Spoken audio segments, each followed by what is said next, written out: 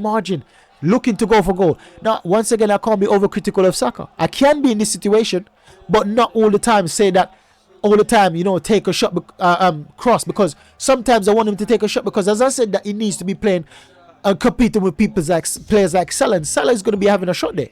Salah is going to be taking it. However, Salah might have scored. Salah would perhaps score that. At Saka, it was too close to the keeper, and the keeper had a save. But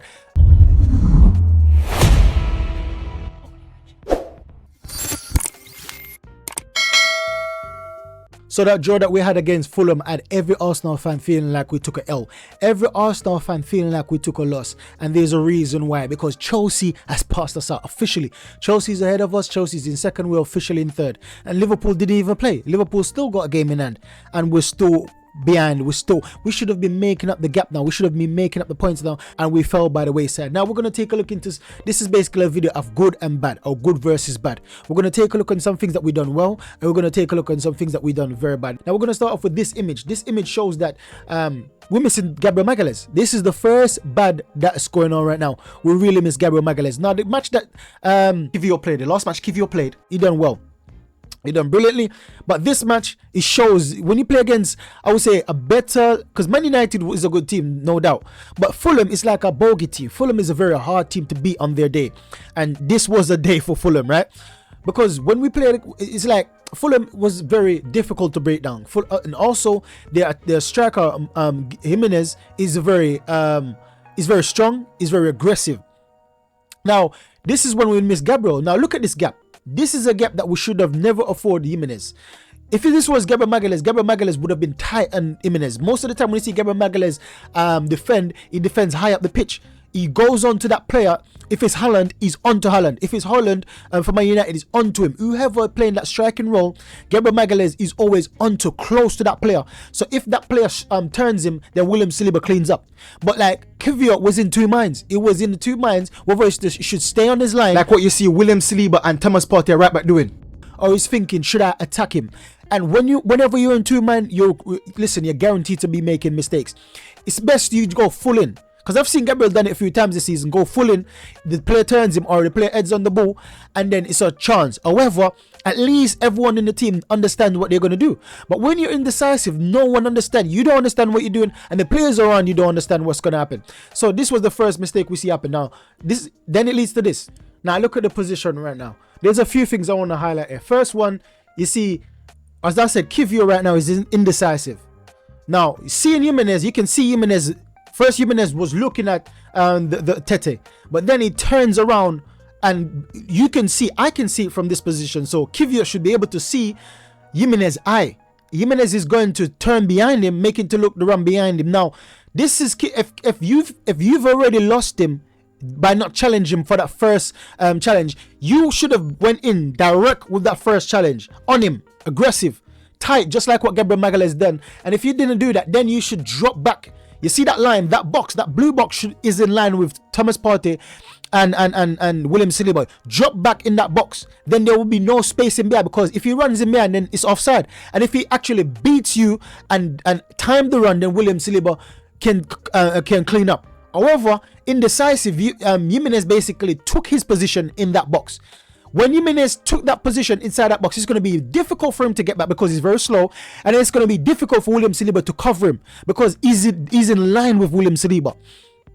And two other things I want to talk about. You see me circle Jurrien Timber. Now, Jurrien Timber, I think, is like the first person at fault is Kiwior. The second person I would say is either Declan Rice or Jurrien Timber, and you're gonna see in the next photo why I say this is. Now, Jurrien Timber, I believe that he should have been keeping tabs on Emil Smith Rowe, right? And you'll be wondering, it doesn't matter, Emil Smith Rowe didn't contribute. I'll show you why later on. He should be keeping tabs on Emil Smith Rowe or watching Iwobi, because if Kiwior is taking up his position, which is the left back, covering Jimenez, because Jimenez is playing in that area, then you in return cover Jimenez in that position. Then in return should cover Iwobi in because Iwobi is going to be drifting in Kiwior's position. So Declan Rice should be watching Iwobi, and if not, Timber. So vice versa, someone should be marking Iwobi and someone should be marking Emil Smith Rowe. That's the point. Now, I believe that Declan Rice could have potentially been chucking Iwobi back, because then you see that is closer to Iwobi, and then and then Uran Timber is closer to Emil Smith Rowe. Now let's go into the next image. Let me show you why, because these guys didn't contribute to the goal, or did they? Let me show you why. Now this is it. Now when you see William Saliba, I believe William Saliba should have made a slide there. William Saliba should have slid there. But then as a defender, sometimes you have to stay on your feet. Most of the time, like 90% of the time, you have to stay on your feet as a defender. But sometimes you need to have a slide there. And I believe William Saliba should have had a slide there. Reason being, Kivio is coming back. Kivio would have covered him. So if he had a slide, even if Jimenez done a fake shot trying to deceive him, then Kivio would have took it off Jimenez. And if there is a reason, now this is where Iwobi and comes into play now. When you take a look at Iwobi, look at Declan Rice. A while ago, Declan was right beside Iwobi. Now I understand that he could be tired, right? Because he was just on the attack. And now he's had to come back to defend. But Declan Rice has a good engine. So there's no excuse why you're not tracking back Iwobi. Now, it's the same thing with Timber. Timber could have been the one that's tracking. It's the same, because Thomas Partey have to be covering Traore over on the other side, so he can't tuck in. He has to keep an eye on Traore on that side. So it comes down to Timber and Declan Rice. Now, potentially now, if Saliba went in, then Jimenez just chop him and then do a pass to Iwobi. That's a goal, because there's no one following in. So this is what I'm saying, that at first, number one person to be blamed for this goal is Kivio, 100%. Then, I was saying that Saliba could have done the slide, but potentially if he slid and then Kivio didn't have the speed or didn't have the intelligence to cover or didn't get there in time, then he could pass to Iwobi. That would be a goal. But if they had covered, then I believe that Saliba would have been more comfortable to make that slide. But perhaps he was in two minds not to make that slide in case he tries to chop him. And if he tries to chop him, then it will be an easy goal, because Saliba was checking his shoulder, seeing it will be coming. And he saw that Kivio was focusing on Jimenez as well, trying to cover him. So this is potentially the reason why Saliba didn't slide. But so I can't really give the blame for this on Saliba. I would blame Kivio, and then Declan Rice should have been tracking back, because anything could have happened. If Jimenez didn't score there and chop him, then it still would have been a goal, I believe. It still would have been a goal. So different, even if he didn't score and chopped it, it still would have been a goal. So it's still a bad position to be in. So that was the bad. So now we're on to the first good. This was the first good I saw. Now, when Trossard received this ball, I love this. Trossard is becoming that type of player to be doing the first time ball over the top. You see, he done it last time and Kai Havertz got a goal from it.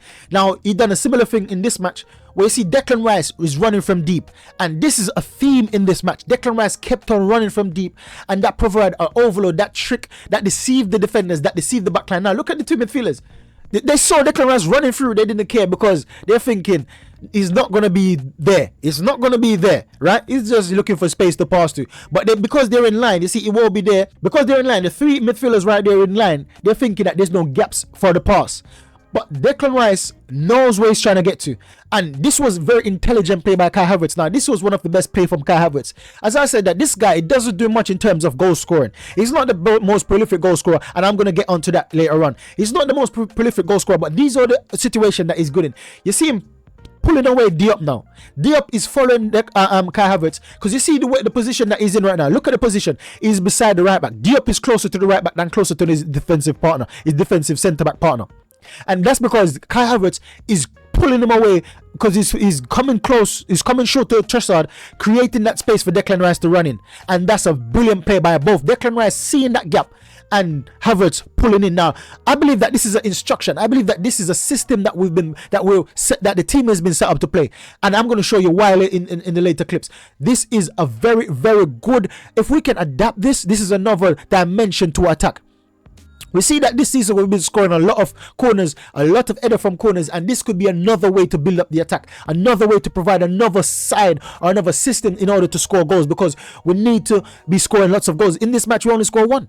We only score one against Fulham, so we need to have different style of play that we can get goals from. And the corner is one. Now we need to find a way from, like, people like Declan Rice playing the Aaron Ramsey role, arriving late in the box or making late runs and creating that space behind the defense. We see Martin Odegaard has been doing last season or the season before, and it was very effective making a run like that. Now that run from Declan Rice was very good. However, what happened after wasn't good enough. After receiving this ball, it's a first time shot on the volley. Now, I'm not saying that players shouldn't be ambitious, but he has to understand that, listen, we're behind.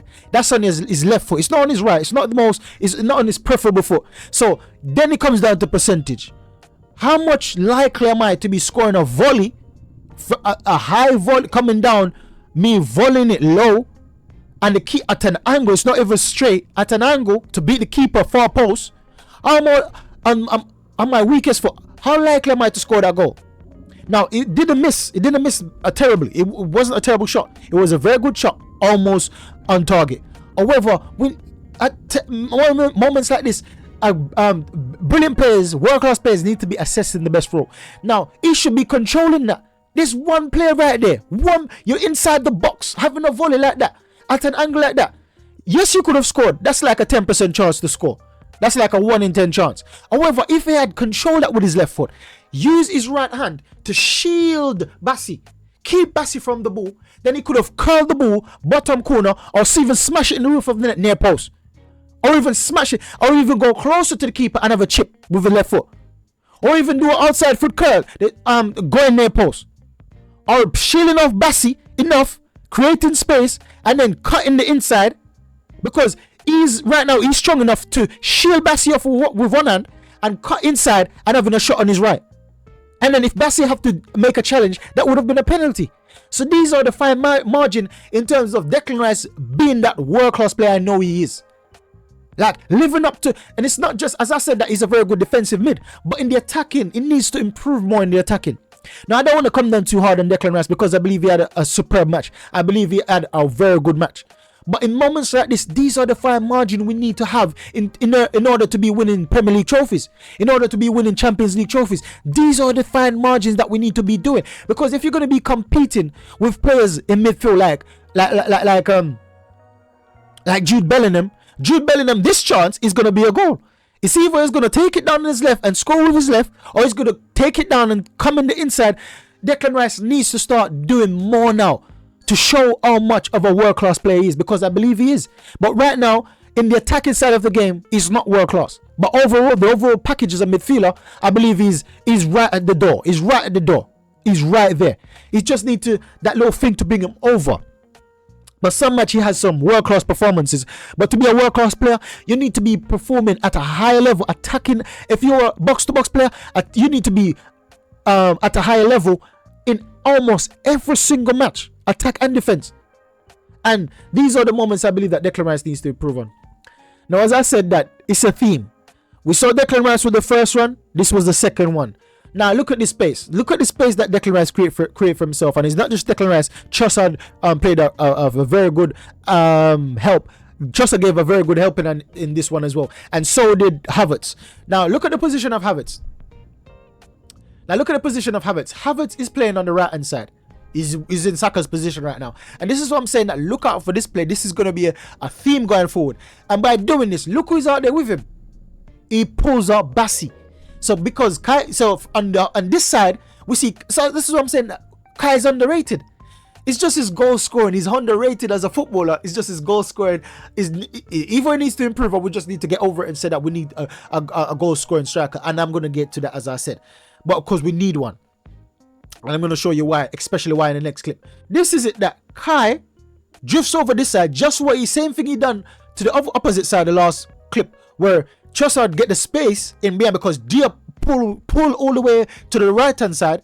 So Declan Rice could have made that darting run in midfield, and then Trossard could have found him. Now it's the same thing here. Havertz went over the other side now, and Bassi playing that left-sided centre back drift over to Kai. And now Kai is going to give the ball to Saka, and then Saka is going to whip it in. But before that, you see this midfielder number 16 is watching Thomas Partey. So he hasn't got time to be looking behind him, because he's looking Thomas Partey, no one's marking him. And Thomas Partey, we know that Thomas Partey is very good at shots outside the box right now. So he has to be keeping an eye on him. So number 16 is watching him. You can see Jimenez pointed to Declan Rice. Jimenez saw the danger. He's pointing, someone pick him up. But you see now, Traore has got Timber. So Traore have to be wearing a Timber, so Traore can't get there. Now, Smith Rowe should have been the one that's there. So you see that Tete has got Trossard. So there's no one marking Rice. And this was a very good setup. That should have led to a goal. These, as I said, are the fine margins that we need to take to convert into goals. Now look at this now. We see that Trossard right here. Trossard that is pulling away Tete. Tete is the right back. Trossard is pulling Tete inside because Trossard tried to make the run inside. Right, to make the run in front of you because Trossard see the ball coming. So he tried to make the inside run to have a tap in. Right? Tete has to keep watch. So you see that Diop is right here free. This guy right here reading Thomas Partey coming in. Thomas Partey didn't come in. He's free marking and no one. And he couldn't get to Saka to close it now. You see Robertson tried to get across. He wasn't quick enough either. Because what? Kai Havertz has taken up 3 players over there. You see Iwobi over there. Bassey's over there still. Their centre back is still over there. And that's Kai done that. Kai's done that. So Robertson, Bassey and Iwobi get taken out of the game by Kai.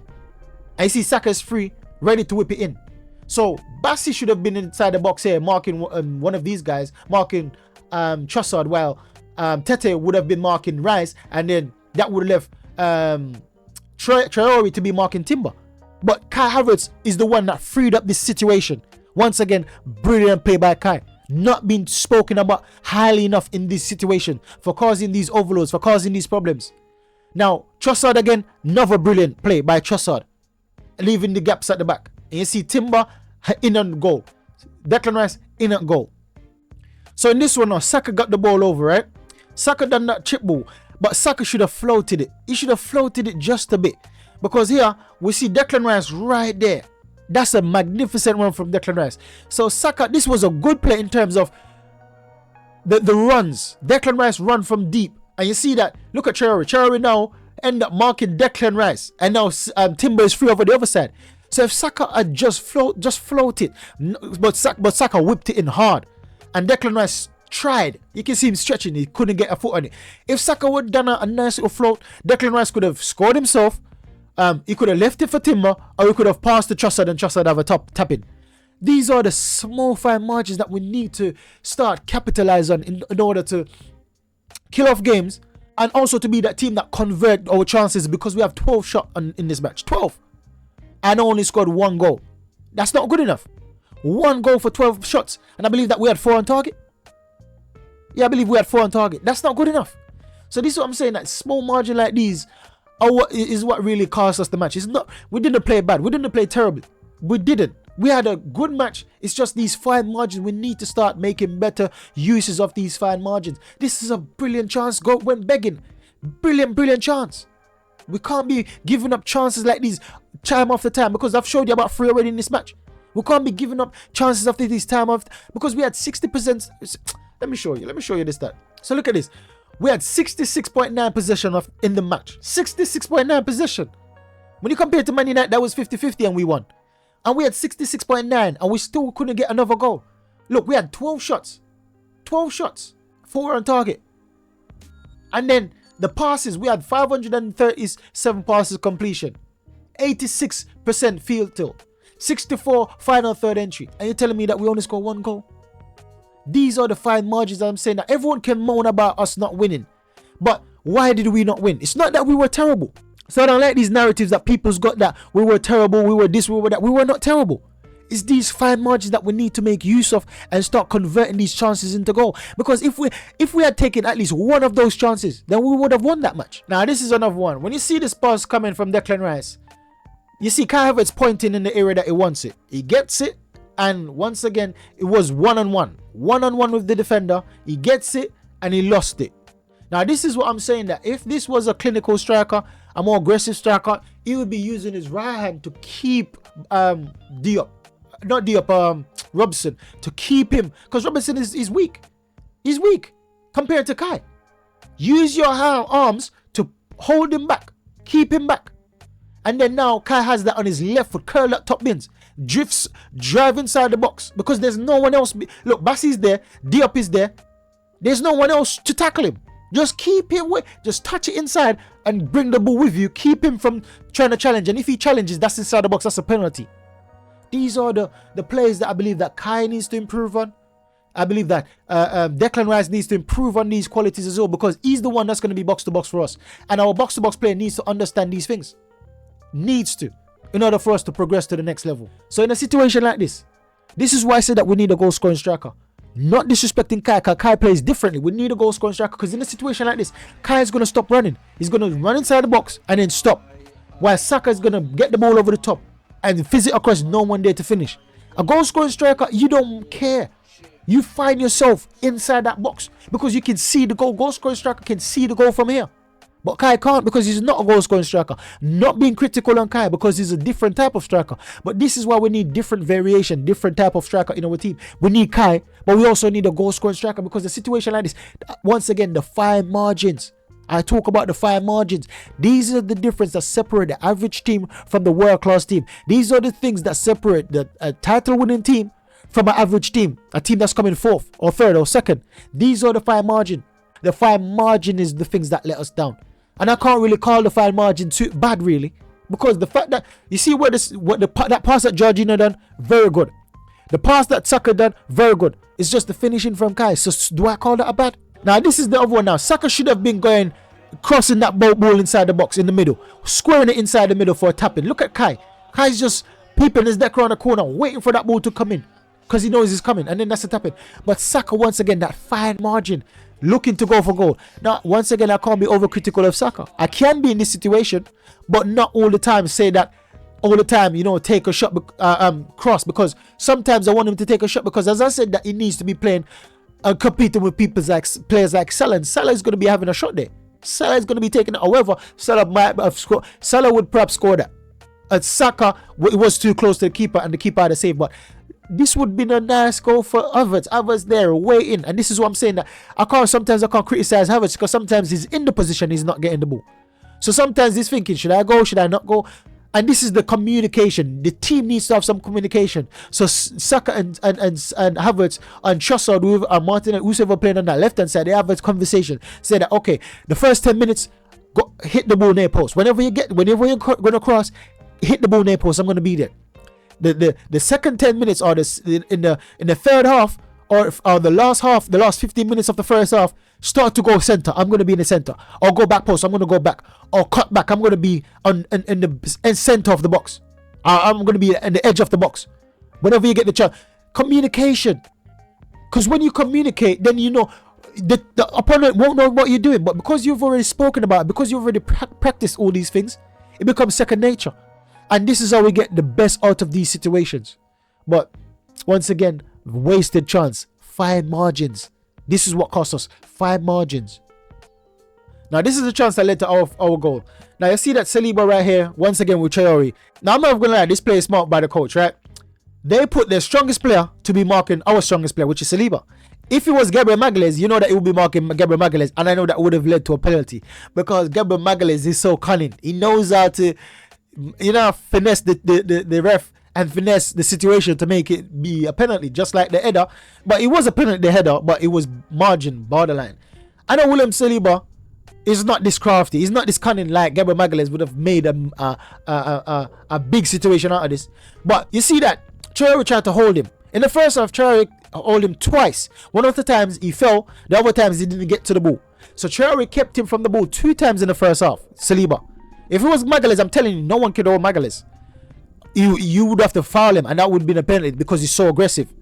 But Saliba got hold, but Saliba got strong in the second half, and this is what it led to. So you see Saliba trying to break free, while Traore got his hand around him. Now this is what happened after. Now in this situation, you see Traore dropped back in midfield.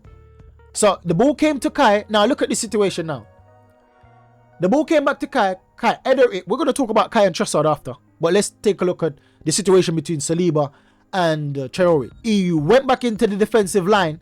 That would have been offside if it wasn't for Robinson. So once again, that was a play. That was a instruction for Traore to hold up Saliba, and after the ball come in, if it passes, come back on the line and leave them offside. Because I think the manager realized our play in terms of some corners, that we're gonna, if he set the team up certain way, we're gonna be caught offside.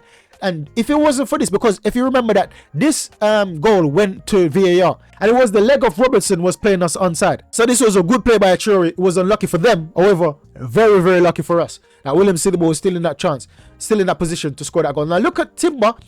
Now look at Trossard, free in acres of space. Trossard could have taken it down, had a sip of coffee, and had a shot and go. That's how much space Trossard had. And thing is just the same. Kai Havertz is just the same. So we switch up our corners, and they didn't know how to deal with it. So we don't just have one way of taking corners. This is another variation of the corner, and we see that for the past few seasons, especially I remember one against Chelsea. Trossard scored a back post goal against Chelsea, about three goal back post goal because of a situation like this. The cross coming in deep, and then Trossard is the one that's out there. I see Martinelli scored 1 or 2 like that as well, staying in deep, the ball coming. Because not all the time they're going to hit the center of the goal for the corners. Not all the time they're going to go front post. Sometimes they're going to go back post, and you don't know when it's coming. And this is a time when it came back post, Havertz entering across for Saliba and getting an assist for Saliba's goal. Just to zoom in more, look at this. This is when Kai's jumping for the header. So these two players are shielding, blocking now these, our two players, they're right here, Kivio and Partey right now. Kivio and Timber are blocking Jimenez from jumping for that ball. And then Kai get a clean header to Saliba for an assist. And you see once again, Trossard there just waiting for the ball to come through. If Kai Havertz misses this ball, this is Trossard's goal right there. He's going to bang it from near post into the roof of the net, because we've seen him done it already this season. And these are the reasons how we set up in these situations to get goals like that. Brilliant, brilliant play from our team. Now this is another thing. So good versus bad. So far, the good is winning, and this is how we know that we had a good match. So far, the good versus bad is winning. We had more good opportunities, we had more good chances, we had more good play than we did have bad. And by the fact that they only scored 1 goal at 2 shots, I showed you the stats. I didn't highlight that to you, but on the stats, let me show you the stats again. Now this is that they had 2 shots on goal. For the fact that we kept them to 2 shots on goal, show that we had a lot more good than bad, right? Now look at this situation again.